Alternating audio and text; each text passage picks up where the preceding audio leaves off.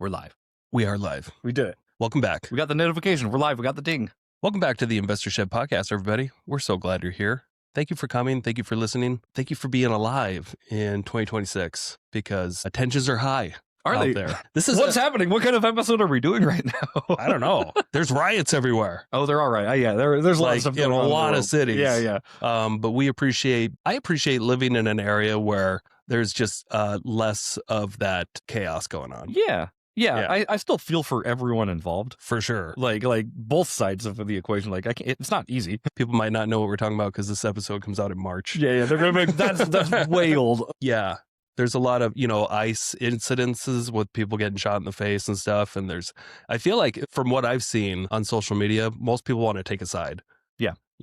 One way or another, like I stand with this or I stand with her. Yeah. I'm like, can't you just think that maybe you don't have to take a side on this one and just think that it's like this is an incredibly tragic incident? Yeah. Wow, and both parties were probably pretty wrong. Yeah, both. Is that possible or no? Not these days. I think it's possible, specifically coming from you and I. Like I know, like we can have our disagreements on, like, but we also come together amicably, right? Sure. I don't know, like it's a crazy world out there, and I think you just need to be trying to take care of yourselves and the people around you, and making good choices. Yeah, try to make good choices. That's all we really have control over. Yeah, is the choices and how we react to things. Yeah. I forgot all about that. My world feels so little right now, to be honest with you. Like that's good. Yeah, like it's probably a good thing. I try not to get into the news and politics, and it just feels heavy. I really want to slow down with it this year. Yeah. And go back into my bubble because I felt like I did a really good job where I stayed out of the news from like 2013 to 2019 or something like that. There was like a good solid many years where I had zero clue what was going on in the news anymore because I just tuned it all out. Yeah. I almost didn't know who the president was probably at some point. Oh wait, there's elections? Obviously it was just Obama and then Trump and then more people. And then some of the same people over again. Yeah. But I felt like I was mentally in a better space, not having to worry about all the chaos in the world that we all have to deal with if we choose to. Yeah. I think our own worlds are like complicated enough that we start bringing in these exterior factors and it gets really you have zero control You have zero control over, right? And all you have control over is like your emotions to not be outraged or to try to see people's side. And it's just like, it's never a winning battle. Right. We call that, I've talked about it before, my sphere of control, right? So I've got control over my actions and my reactions. That's really about it. Yeah. Anyway, take care of each other. Let's talk about real estate. Let's talk about real estate. That's something that we can control a little bit. We can control what happens in our own real estate lives. Yeah. So new data has come out. Okay. And it's data on what's gone on in 2025 as compared to the year before. Sure. So it's end of the year 2025 data then, correct? Yep. Okay. Yeah, and sometimes it lags a little bit. And I know this actual. So we're going live in mid-January here, and when this episode comes out on the podcast platforms and stuff, April. It'll be early March. Yeah. But here's what's gone on, which I find a little bit interesting. Now this is market data specifically to Kootenai County. Is that what you've got going on? This is okay. What I'm about to spit out is Kootenai County specific. So this is Coeur d'Alene, this is Hayden, this is Post Falls, huge market. Post Falls, Spirit Lake, kind Rathdrum. of. Yep, half of Spirit Lake. Yep. Half of the Spirit Lake is also in Bonner County. Yeah, it goes so this to Bonner, is right? like the city of Spirit Lake and Sure. and south of that. This also includes Hauser. Not a very big market, but every time I think Hauser, I think Total Recall. By the way, and this includes half of Athol as well. People listening to our national audience are like, what the fuck is Athol? Yeah, well, they don't have to listen to us, but maybe they like this stuff. It's nice knowing like this local market is not obviously on a national level, but this does kind of give you a beacon of what is happening nationwide. Like it's not consistent, but you might find similar data points. Yeah. Here's some interesting stats because depending on what kind of homes you're paying attention to, we have had home prices go up. We've had home prices come down. Okay. Depends on the submarket, the price point, and the area. Okay. In general, for the medium home price in Kootenai County, so medium would be like taking out the extremes of the uppers and lowers. Got it. And like an actual, like a better than average data. Like this is what the majority of the homes that are selling. Yeah. Because there's median and then there's average price point, correct? Yeah. Average is just, take all the everything and divide it by the number of actions, or the number of activities that happen. Yeah. This is you're taking out the extremes and then you're averaging out. So it's much more accurate. What kind of extremes do they take out? Like, how do they factor out what is extreme? I should know this. I don't. I'm going to have to look it up. I'll look it up later on the podcast and verify. So before the end of this podcast, I will be able to articulate that. Oh. But I can tell you it's a more accurate measure of averages. Right. I love this. Now you're forcing people to stay because they want to know too. They're going to have to see how I did that? You see how I did that? Stick to the end of the episode for some juicy secrets. I love it. All I can tell you is that a medium versus average is more accurate. Sure. Okay. So it's up as compared to 2024. So home prices in general for most houses went up in price by Shocker. about 4.3%. That feels about average for, isn't it like about 6% a year is average what they typically go up? Yes. Yeah.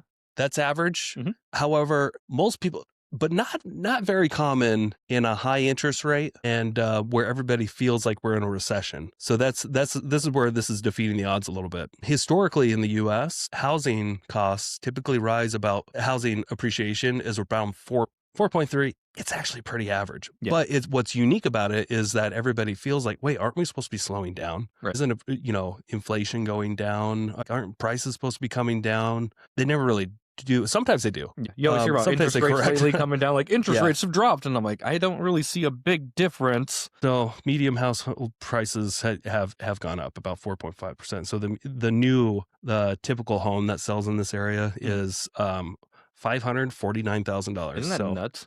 Little, doesn't that just feel nuts? $550,000. Yeah, like if you want to buy a house that's like an average house, you pay $500,000 in Kootenai County. Coeur d'Alene, place where we were raised, which just doesn't seem real. Yeah. It definitely seems consistent from what I learned 10 years ago when it came to how homes appreciate. So I'm not surprised in that sense, where I was already educated about how these markets are generally going to move. And 10, 20 years from now, I'm not going to be surprised when we see averages of $900,000 for a house. Oh yeah. It will be shocking still to everybody. Yeah, everyone's still every year. Like, what? Everybody's always shocked by price. Nobody's like, pretty good deal. Hey. But we live in a reality where our purchasing power goes down every year. Yeah. Prices either they go up or the effort of those depreciating dollars have to go up to purchase things. So you said your dollar gets you less as you go on too. Yeah, so and that has to do with it. It's not just that the asset is this magical appreciating thing. Right. It's just stronger than the dollar. Yeah. Well, the price. I mean, prices obviously go up, and then the dollars are worth less and less. Then you start seeing this divide more and more, I think. Oh, show. So $550,000. Before we move on to other stats, to put that in context for the people that haven't bought a home yet, how much, if you're a young guy, which I think is a lot of our audience, and maybe you're just getting out of high school or something like that, how much money do you have to make on an annual basis for this to be a normal, comfortable payment for you? If you're getting a conventional loan where you're putting 20% down, you should be, with today's interest rates hovering around 6.2, you should be saving approximately, let's see, where is it at right here? $110,000. About 1/5 the price. Yep. Well, 20%, and figure you'll get a loan if you buy something on the medium home price in this area. You'll get a loan of about $440,000. Your monthly interest payments and principal payments, not including taxes and insurance, which have been going up as well. Insurance just goes up every year, and it disgusts me. But your monthly P&I is going to be about $2,690, and then your estimated total principal, interest, taxes, insurance. For those that have never bought a home before, you don't just pay your interest payment. You don't just pay your principal payment. You also pay your insurance payment because that never goes away. Yep. And your taxes. Usually when you buy something, most things you pay taxes on it, and then you're done.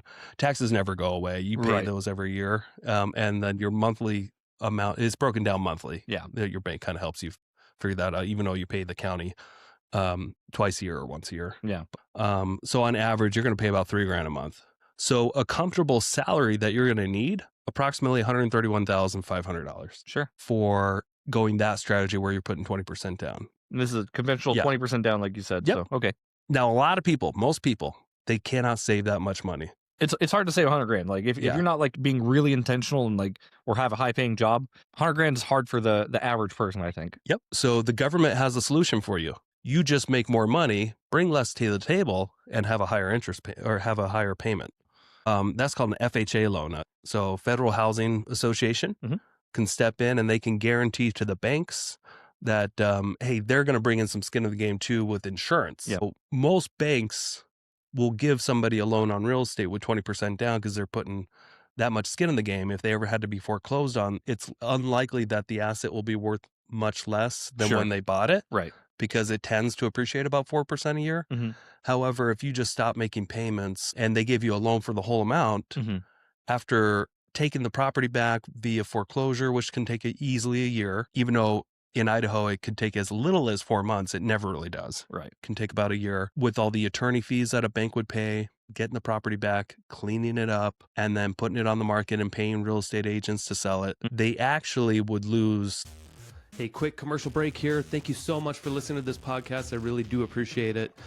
If you want to give back, let me help you buy a house, or I can help you sell a house. It's the only way I make money when I'm not investing in real estate.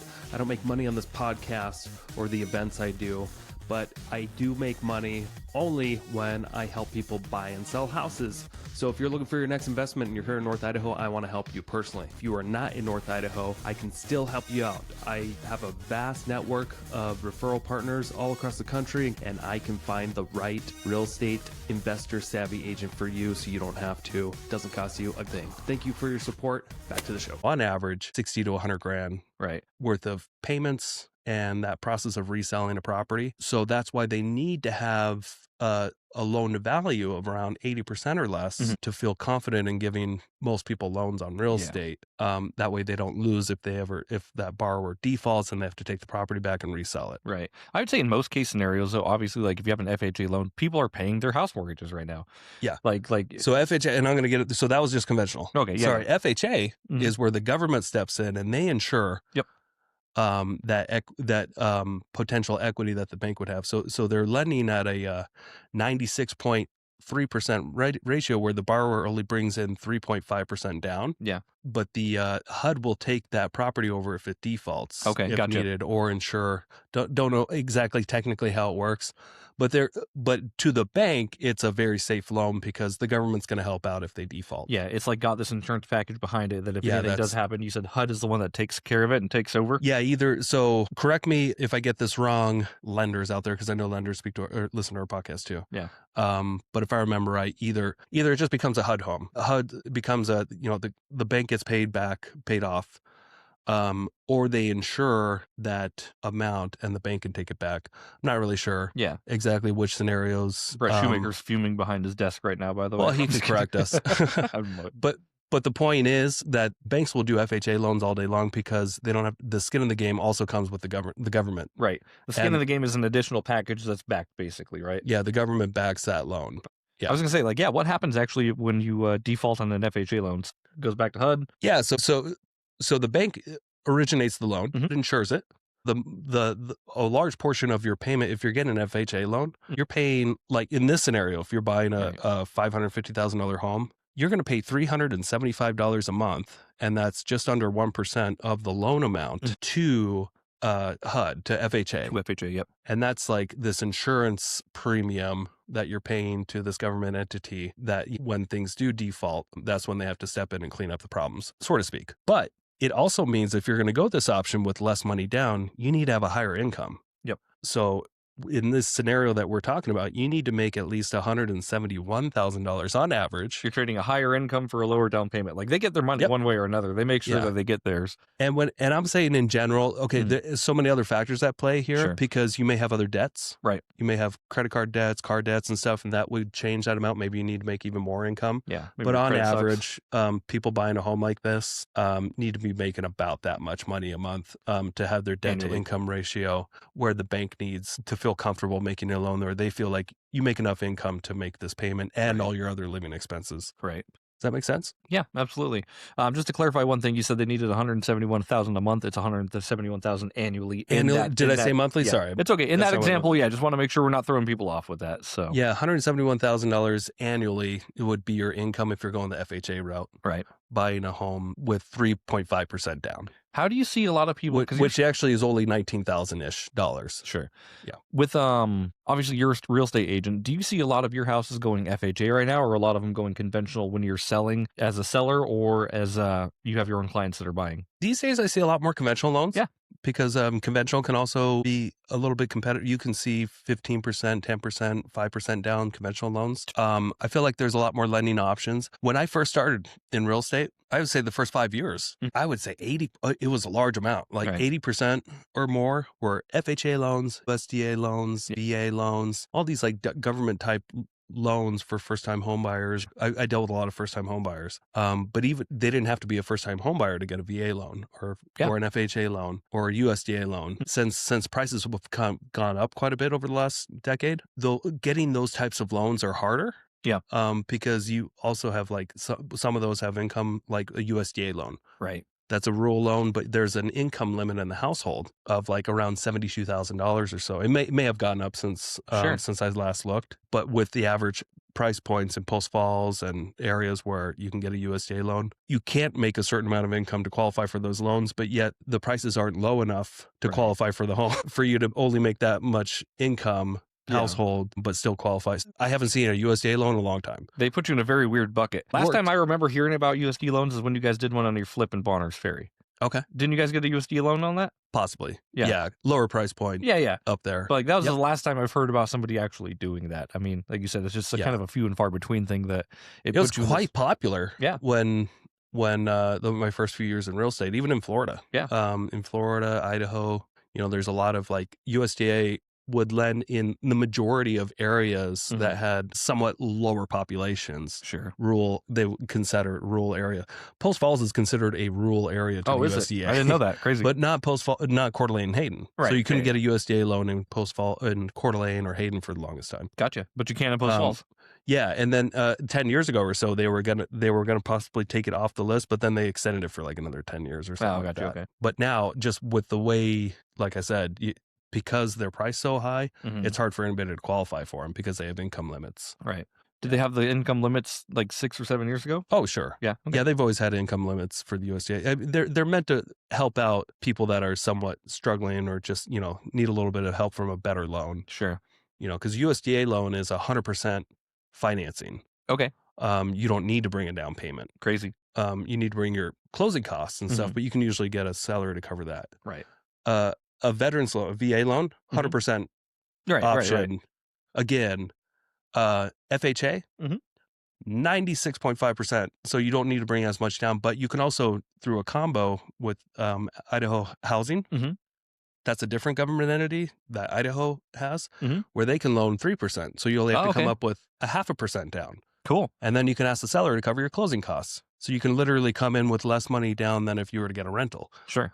And you can still do that today. Crazy. You just got to make enough income to show that you can actually handle the next property. And it's got to be for an FHA loan. That's not an investment property. That's one you have to actually live in, right? That's you intend to live in it for a year. Yeah. You got to intend to live in it for 12 months. You definitely should move into it. That should be your intentions. Right. If not, you're potentially committing mortgage fraud. Right.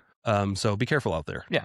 Play safe. There's no policing efforts out there right now, but there always could be. Right. You never know. The administration's changing a lot of things. Yeah. You say there's no policing out there, but like I don't know what's happening behind the scenes when people see these things. You know what I mean? Like, it could just be one phone call where you're like, I'm not living in there, and then there's no post mortgage enforcement agency that any lender or any real estate agent is aware of. Right.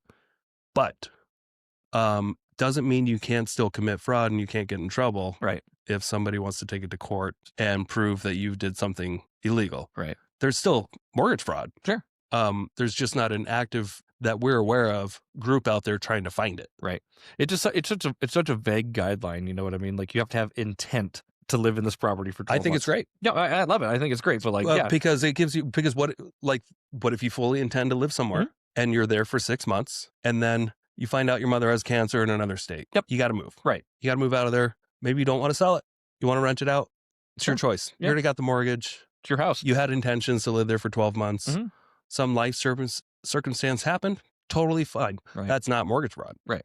You're allowed to move out of your house if your intentions were to stay there. Right. And then something happens, you want to move. And and it could be as little as, hey, we just outgrew this house. Yeah. Or, hey, I found a better opportunity in this other city. I want to move now. I changed my mind. Your intentions when you get the loan have to be pure. Right.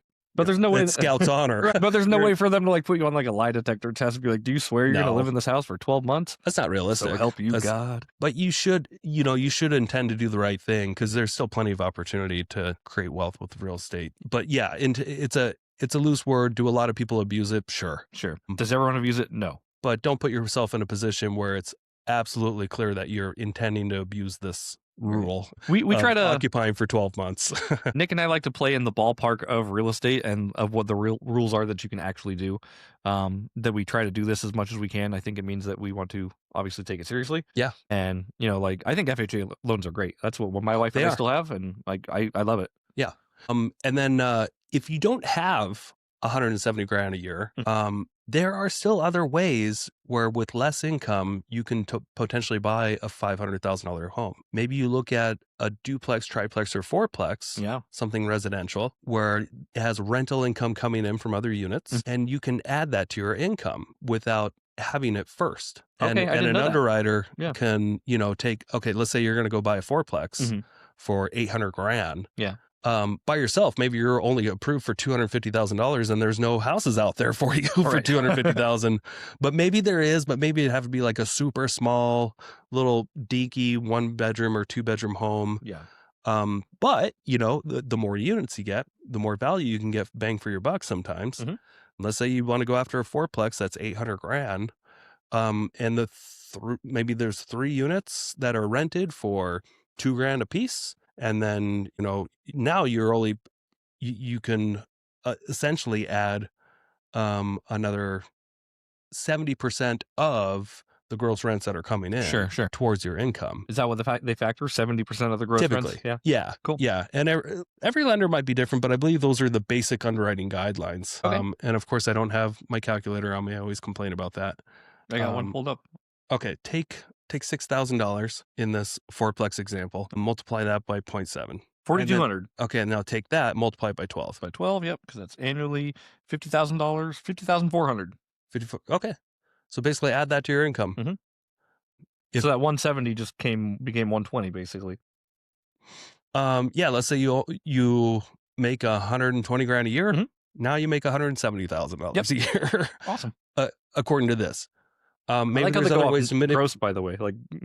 Yeah, gross. Yeah. Well, 70% too. And instead of just, let's, because they know there's going to be, fixes up to do. You might hire a property manager.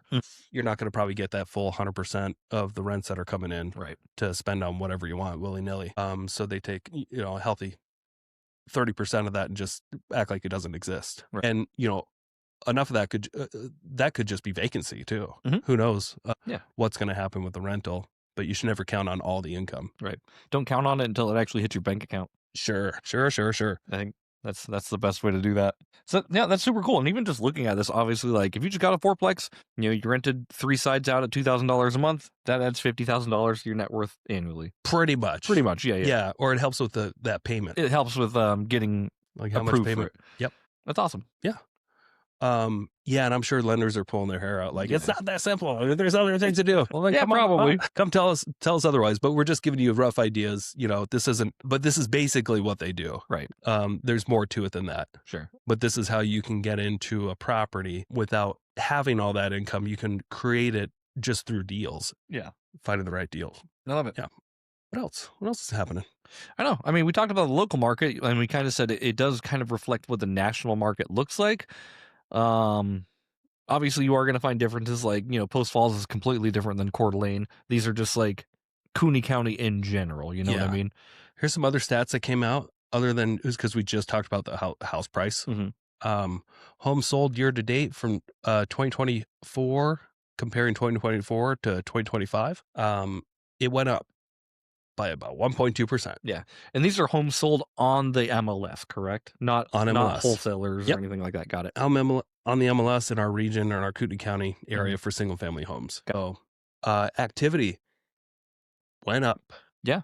Active listings, 668 current active residential listings as of early January. Brett Shoemaker texted, "You can buy a HUD home foreclosed for $100 down." Thank you, Brett. Thank you, Brett. Brett's listening. That's yeah. I love. We still need to get him back on the podcast. It's funny we were talking about Brett, and then he He heard us. Yeah. I threw his name into the ether. He's one of the lenders I know that I know and trust and who listens to the show. But shout out to you, Brett. Thank you so much. Let's get you back on the show sometime so you can actually talk about this with us. Yeah.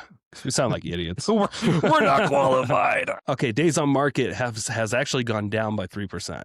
Okay. So this doesn't surprise me too much because the 2024 year was an election year. And it was slower. Sure. Things stuck on the market a little bit longer. But right now, average days on market, about 93 days on market. Sure. So if you're flipping houses out there, or if you want to flip homes, you gotta make sure in your spreadsheet when you're analyzing deals, don't forget to account for about realistically how long is it going to take me to fix up this house? Yeah. And then how long is it going to take me to sell the house? Right now, average 93 days, almost 3 months. Yeah. That's a long time. It is a long time. That's a lot of holding costs. Yeah. A lot of flippers were so spoiled in the early 2020s. You guys were. Where average days on market, it felt like it was 30 minutes. Yeah. Even though it was really, 30, 1 to 2 45 days. It was 1 to 2 months Yeah, because you still had to close on the home. Once you get under contract, you gotta have your and then it could fall inspections. apart and Yeah. come back and stuff. But like you gotta anticipate almost another month and a half. I felt of like just your average sitting was there, like 30 or 40 sitting days. there Yeah. in anxiety. Right. But it does cost you money Mhm. every day on. So when you're analyzing deal, just at least figure 90 days in Kootenai County. Yeah. Sometimes the it's average just a couple flip. $100 a day just to hold a house. Oh, not just sometimes, Yeah, almost all the time. every time. Yeah. When you figure in taxes, utilities, and all that stuff, other than just interest, insurance, and all that stuff, easily a couple $100 a day just to own a house. Just to have it sit there and not to do anything. Yeah. So it costs money. Yep. It costs money to be on the market, and it's important to be aware of how long Yeah. it could take to resell something. Or just if you're just wanting to sell a house in general. Yeah. How long can you anticipate it sitting on the market if you're priced well? Because that doesn't include the houses that didn't sell. Right. Everything that's on the market, right? Those are the houses that did sell. Okay. There's plenty of houses that have been on the market for hundreds of days and they don't sell because they're overpriced and then they go away, and that data is not really reflected. Does that median price point, does that include only sold homes, or is that things on the market as well? That's sold homes. Okay, cool. Yeah, that's Cool. how they come to that. Sure. Okay. And then for our friends in Kellogg, Yeah. Shoshone County, thought this was interesting. Your home prices did go up too. Yeah. Not quite as much. Medium home prices, $288,000 now. That used to be the place to get cheap homes. You bought like a $20,000 home out there. I bought a few. You bought a Yeah. I bought a lot of homes sub 100 grand in that area over the last decade or so. Harder and harder to find anything Sure. in there, but it's house prices are up 2.6%. Now here's what's also way up: days on market. Over 100 days now, up 13.6% from the year before. Well, and like you said, like these mimic what kind of happens in Coeur d'Alene. It's a smaller market. Sorry, your days on market went down this year. Oh, gotcha. Sorry, I missed that. Yeah. So in 2025, Went up. it's taken by a long shot. Yeah. Shoshone County, be careful. I mean, I have a house under contract that I'm going to be flipping. Is that the one I went on like 5 months ago? Sure. Keep it rolling. I love it. But average days on market there, it's up 13.6%, which means taking longer to sell stuff out there. Yeah, and it's a less desirable market. That's what I was trying to get at. Like less desirable. It's not quite a tourist location like Kootenai County, Coeur d'Alene area. This is more like it's not rural out there, but it's definitely older feeling. It feels it's old. Yeah, it's old. It's old. A lot of miners work out there. It's just a lot of like workers work out there. Basically, Dave Smith. Yeah, unemployed people work out there too. They do. But it's an area where I noticed this when the house prices just started going through the roof a few years ago in this area. Yeah. I actually noticed quite a bit of people, the younger people, just like, I'm just going to go buy a house out in Kellogg. Yeah. And they sold what they had here and went out or I say Kellogg, but I mean the whole county, Shoshone. Osborne, Kingston, Pinehurst, all that area. That market over the last few years has appreciated more than any other county in northern Idaho. Interesting. Okay. Yeah. Huge appreciation when you look at the percentage of appreciation. Okay. So that was the Bitcoin in real estate Right. was Shoshone County. Okay. And it's still might have more to go. Anyway, makes me just think about, should people just give up on home ownership? There's a valid point to be said there. Like, I don't think people should give up on home ownership. I think there's a lot of upside for home ownership as well. You get the tax deductions, like everything. If you can buy a home, you should be buying a house. Right. But if it's like something that's going to really stress you out and like take you down with it, just rent. Yeah. I would add a caveat to that. If you can buy a home and you plan on staying Right. for more than a few years, you should probably definitely consider buying a house. Yeah, absolutely. If you're not really sure you're even going to stay in North Idaho, Mhm. I would throw out a little caution there. Yeah. Because our market's not guaranteed to go up. And if you did buy a house and you held it for 1 year and you decided to resell it a year later, Yeah. even if we did have appreciation, even if it went up 4.2% again, there's still selling costs. And the selling cost is kind of massive. You're going to pay brokers somewhere between 5 to 6%. Mhm. You're going to pay title companies around 1%, right, for all the fees. You're also going to pay the buyer probably an incentive to buy the home to help with their lending costs that I've seen on average $10,000 extra. Yeah. So there's a chance if you buy a home in this area and you hold on to it for a year and you decide you're going to move out of state and you're going to sell it, even if it went up in value, you're probably going to lose money. Yeah. So be careful. I've actually seen that a lot this year. Yeah. I mean, I talk to a lot of real estate agents when I'm doing their real estate photography, or I talk to the clients who live there, like, hey, how long you lived here? I'm just trying to make small talk. Yeah. Oh, we bought it in, early or mid 2023 and we're selling it now. And I'm like, yeah, hopefully make money. I don't know. Some people just have to hopefully move. Hopefully you get to walk away without having to cut a check at the closing table. Yeah. Which a lot of people, it depends on the price point. Right. If you bought a $900,000 home in 2022, you're cutting a check at the table today. If you bought a $400,000 home in 2022, you're walking away with money. You might make a little bit, yeah. So it depends on the price points. Yeah. And, the neighborhood, all that stuff. Sure. Is important. In general, the starter homes in the last few years, they've just been going up in value every year. Yeah, that's true. The secondary homes, the larger properties, they have been coming down. Yeah. In general, since 2022, Mhm. but they went up so much. Yeah. From like 2018 or so to 2020 to 2021, or it depends on how long you owned it. But yeah. And I love what you do. Like, obviously, when you do your meetups, you talk about the market happenings and what's happening in the market. It's all data that you can use. You use it specifically when you're flipping, right? So you try to stay within that median price point because that's where houses are normally selling. I try as much as I can. I know you try, like, most of the times, like, looking back on all your flips, you've gone above, you've gone below, of course. Yep. But, like, you try to stay in, like, okay, this house will be worth $550 by the time I'm done. Yeah. What can I buy and how can I get there? Yep. Right. So the house that I'm buying right now in Post Falls, the resale value is actually around $230,000. Okay. Or, sorry, $530,000. I'm like, are you buying a trailer? And from what I've seen, there's a healthy amount of activity. Okay. For it, and it also has features that are pretty popular. Third car garage, full basement, corner lot, close to the state line is actually kind of preferred by people that like work in Washington, Right. want to live in Idaho.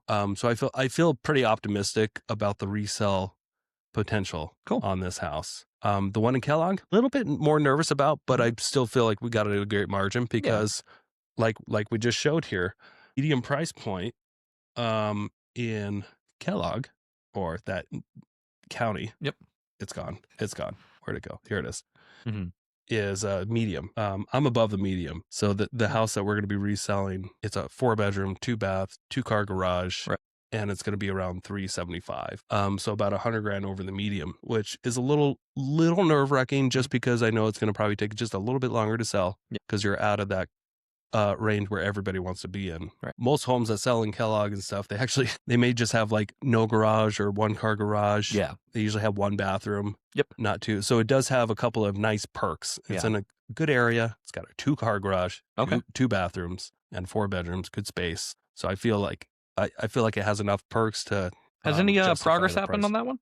Yeah. Really? Okay. Yeah, it might actually close. I spoke to the seller's lender. The seller, for those that don't know, has not been showing up to closing. He's getting foreclosed on. Okay. But he's also buying a property up north and trying to buy a property up there since summertime. Yeah. I finally actually talked to his lender a few days ago. Okay. And they're just waiting on a foundation inspection report on this manufactured home that he's buying. Okay. And then they should be able to close within a week or 2. Cool. So that's like, oh, wow, we're actually hearing it from somebody other than this seller who doesn't show up to closing and reaches out every other week via text once, doesn't respond to anything else, and says, yeah, we should be almost there. You just can't believe him. So do you have a hard money loan on that one already? Lined up. Lined up. Yeah. Okay, gotcha. Yep. The only cost you've had has been my loan? No, actually, I did have costs the first time that we were going to close on it. Yeah. So we had to get new lenders because they had their money out at the title company for like a month. Okay. So I actually paid them interest, and then they took their money back. Yeah. And I said, and so the main broker, hard money broker I was using, he's just kind of just waiting. Right. They're not going to, now we have new investors for that loan. Gotcha. But they're not wiring their money until we've got the green light from clear to close type of thing. Clear to close on the seller's Got it. property that he's buying. Okay. Yeah. Cool. So yeah, complex, but it's never the tasks that you do and the jobs you do in this real estate market are never like, you're not buying a house on market for the most part and just like clean paperwork and working with like you're always wholesalers, and problems. there's always problems with distressed properties. So yeah, so if for the novice flipper out there, or somebody who wants to flip, just know that the majority of the great deals that you'll find, they come with a lot of baggage. Yeah. You got to be able to reel in the fish and have a little bit of patience. Yeah, just totally accept that. Be fine with it. Yeah. That's just part of the process. It doesn't bother me much. It kind of bothered me when I had to kind of pay interest. Sure. And should I stay in this deal or not? But it's all fine. Yeah. We're getting a good deal. That's awesome. Very good. And then you're one in Post Falls. You're when you're closing on that one? At the end of this month. Cool. So 2.5 weeks or so. Yeah. Congratulations. Thanks. Yeah. Pretty excited about that one. Yeah. Good. That one should be a good one. Yeah. Yeah. Right. Thanks. You're welcome. What are you working on? Just the same thing. Funding my accounts, putting gas in the tank. Putting gas in the tank. Yeah. Of the Prius. In the Prius, yeah. No, that's not much gas. Hey, how are you liking these gas prices lately? They're all right. I don't really feel it. Like you don't notice it. I have an 8-gallon tank on my Prius. Right. So like maximum on a $4 a gallon. I've been driving my truck lately. If I was empty. So Hillary's Kia. You would think a Kia little SUV would do great on gas. I guess like 25. Not at all. No, that thing sucks. Really? She gets like, I don't know, in the teens, I think. Gross. She's driving like a maniac? I think so. Okay. I did see her. We both went to separate gyms today, and I saw her turn on Hanley on 95, and she just guns it. And I'm like, that's where all the gas is going. And then I drive my truck a lot more lately in the winter. Yeah. And my truck just, I think I get 11 to 12 miles a gallon. So it's kind of nice to see that gas prices are like in the low $2. Yeah. It's like, it's kind of nice. It will go back up. What? It's like when people say like, oh, the president caused the gas prices. Can't I just enjoy it for now, Jeremy? Why do you have to ruin it? April's going to come around and tourist season's going to come back, and it's just a cycle. It is a cycle. Sure. It's nice for now. Yeah, no, you take it when it's here for sure. Yeah. Because I don't usually buy much gas having a Tesla. But yeah. Are you still getting a Tesla truck? Oh, no time soon. No time soon. I still have my reservation out there. Okay. But I want to run my Toyota Tundra into the ground before I get a Cybertruck. So this could be probably another 10 years out or something like that. I really actually like the Tundra. Yeah. And they're good trucks. I'll just, I have such a low interest rate. It's like 2%. Nice. In the twos, sorry, not 2% even, but I pay such little interest. Yeah. On it. And it has the truck has no issues ever. Awesome. It works really well. Got enough cup holders for you? It has 14 cup holders. Wow. I counted them. Ample enough. Your earlier truck had one, and it was really bothering me. The Dakota? The Dakota. Yeah. The Dodge Dakota. Yeah. Cute little truck. Yeah, great little tiny truck. Cute little truck. I love the lumber rack. Uh-huh. But gosh, the cup space was inadequate. Yes. It was bad. It was very You bad. and I were driving in a truck. I'm like, I guess I'll hold my coffee. Yeah, one of us has to hold our cup. Don't bring extras. Don't bring extras. I have 2 cups. Unless you want them in the back seat rolling around. I've got a water and a coffee with me all the time. I always have multiple cups. Yeah. Or water bottles. Yeah. Whatever you want to call it. Okay. So no plans for a Cybertruck right away? It's something I'll be excited about one day in the future. I feel like I will have one day, but no rush. Okay. I already have a Tesla, and I feel like it would just be another of the same vehicle, just a little bit bigger. Yeah. And the advantage of having the Cybertruck would be that I would only need one vehicle. Right. And I would not need another truck or a car. Yeah.